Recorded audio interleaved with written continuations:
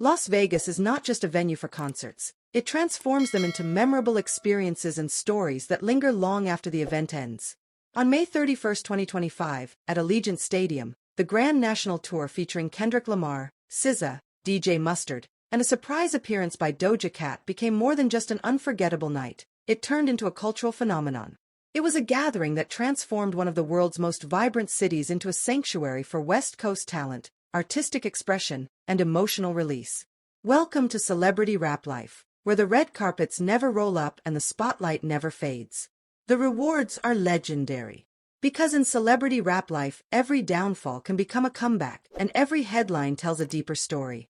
Today, we're diving into a world where fame meets fire, and headlines write themselves. Just when the audience thought they had caught their breath after SZA's performance, the lights flickered once more. The screens buzzed with static before transitioning to shades of pink, red, and gold. A remixed version of Paint the Town Red, produced by DJ Mustard, began to play, creating a moment of anticipation in the crowd. Then, like a spark igniting dry grass, excitement erupted. Doja Cat emerged from below the stage on a hydraulic lift, clad in a sculpted metallic bodysuit that blended sci-fi aesthetics with street fashion. The stadium erupted in cheers. There was no need for an introduction. The moment she appeared, tens of thousands of fans screamed in unison. She kicked off with "Attention," delivering each lyric with sharp clarity and intensity, her voice cutting through the bass like glass. Her dancers moved in perfect synchronization with the glitchy visuals displayed behind her, as red flames and chrome effects flashed across the screens, reflecting the themes of her Scarlet and Hellmouth eras. Without missing a beat, she transitioned into Agora Hills, shifting the atmosphere from sharp to mesmerizing. The audience swayed as if enchanted. Her vocal control was precise, effortlessly moving between soft tones and powerful verses, showcasing the versatility that has established her as one of the most innovative artists of the decade. She paused only once to smirk into the microphone and say, "Vegas, y'all thought I wouldn't show up?" The crowd responded with screams, chants, and a wave of hands forming heart shapes. Her final track was a remix of Woman, enhanced with new instrumentation by Mustard and live drums that added a primal, powerful energy. She moved with grace and intensity, one moment spinning like a ballerina, the next dropping into a sharp squat. Her performance concluded with a spectacular display of fireworks over the stage, and she disappeared into the darkness as swiftly as she had arrived. The audience was taken aback. Many attendees had come expecting Kendrick and SZA, and they received exactly that, but Doja Cat's addition brought an unexpected layer to the event. It transformed from a mere concert stop into a full-blown festival, a tribute to Black excellence in all its forms, showcasing Kendrick's intense introspection, SZA's emotional presence, Mustard's upbeat West Coast energy, and Doja's pop-anarchist flair. Later, Kendrick and SZA returned to the stage and acknowledged Doja Cat's presence with a nod during their performance. Kendrick even gave her a shout-out mid-song, saying, "Shout out Doja Cat, Vegas you different tonight," which prompted a huge cheer from the crowd. The atmosphere was electric. The synergy among the performers felt natural, each contributing their unique weight to the event, and somehow everything harmonized perfectly. A single spotlight illuminated the center of the stage as the band fell silent. Kendrick, stripped of the usual hype and performance bravado, introduced a song that had gained profound significance with each tour stop, "Man at the Garden." The arena fell silent, and the backdrop shifted to black and white images of protest marches, photos of lost friends, and a gentle animation of cherry blossoms falling. He paused for a moment.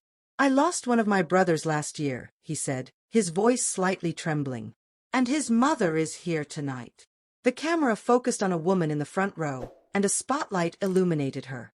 The stadium erupted in a soft, respectful applause rather than wild cheers. Kendrick bowed his head. "This song is for him. This whole tour is for people like him." When he began "Man at the Garden," he didn't rap it. He delivered it like a prayer, like a eulogy wrapped in rhythm and rhyme. Fans stood still, some with their hands over their hearts. The production was stripped down, just a solitary piano, a subtle bass line, and Kendrick's voice weaving through themes of memory and sorrow.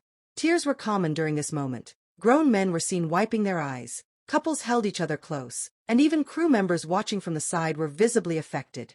That tribute alone would have made the night memorable, but Kendrick wasn't finished. He shifted back into high energy with "Not Like Us," a song that had evolved from a diss into an anthem of ego, legacy, and community pride. In Vegas, it felt like a city-wide celebration. The beat dropped, the camera moved, DJ Mustard joined him on stage, and dancers returned in red and white tracksuits. The crowd erupted, jumping, shouting, twisting, and raising their fists. One section near the front started a mosh pit, while another initiated a call-and-response chant of, "They not like us," that resonated through the parking lots long after the show concluded. Kendrick closed the night with "All Right," a song that has resonated through generations, protests, clubs, and now stadiums. Instead of performing it himself, he let the audience take over. At one moment, he sat cross-legged on stage, facing the crowd, as 65,000 voices sang, chanted, and shouted, "We gon' be all right," as if to manifest it into reality. And perhaps, for that one night in Las Vegas, they truly were.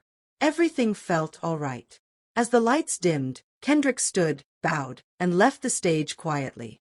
There were no grand speeches or phony encores, just a man walking away after pouring his heart out on stage.